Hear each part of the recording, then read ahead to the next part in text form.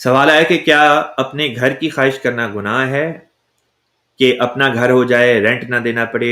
اپنا گھر ہونے کی خواہش دنیاوی ہے۔ بات یہ ہے کہ ہر انسان کی خواہش ہوتی ہے کہ اس کا اپنا مکان ہو۔ قرآن پاک میں اللہ تعالیٰ نے حضور صلی اللہ علیہ وسلم کی ازواج مطہرات، اللہ تعالیٰ ان سب سے راضی ہو، ان کا ذکر کرتے ہوئے فرمایا کہ ان سب کے اپنے اپنے مکان تھے۔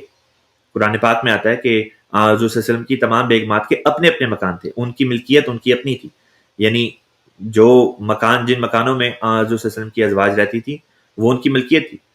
تو ذاتی گھر کی خواہش ہونا تو بہرحال اپنی ذات کے اندر فی ذاتی ہی کوئی گناہ نہیں۔ جب ہم اس دنیا میں رہتے ہیں تو اس دنیا میں رہتے ہوئے بہرحال بعض چیزیں ایسی ہوں گی جو ہمیں اپنانی پڑیں گی۔